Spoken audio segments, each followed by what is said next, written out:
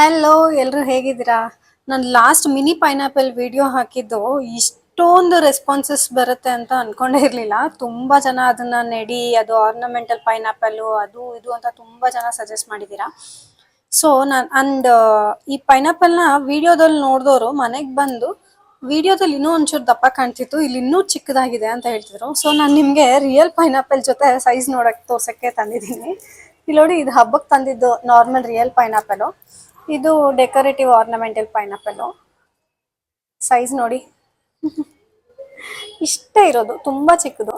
ನನ್ನ ಬೆರಳಲ್ಲಿ ಒಂದೇ ಇಂಚಿದೆ ಇದು. ಸೊ ನಾನು ಇವಾಗ ಮತ್ತೆ ವಿಡಿಯೋ ಏನಕ್ಕೆ ಮಾಡ್ತಾ ಇದ್ದೀನಿ ಅಂದರೆ, ತುಂಬ ಜನ ಹೇಳಿದ್ರೆ ಅದನ್ನ ನೆಡಿ ಗಿಡ ಬರುತ್ತೆ ಅಂತ.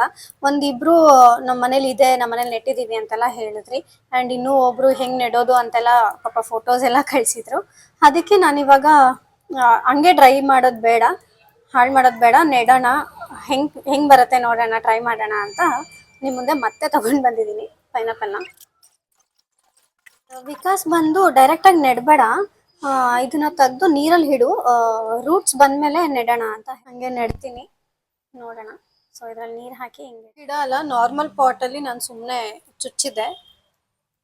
ಆ್ಯಕ್ಚುಲಿ ಇದರಲ್ಲಿ ರೂಟ್ ಬಂದಿದೆ ನೋಡಿ, ನಾನು ಇವಾಗ ನೋಡ್ತಾ ಇದ್ದೀನಿ.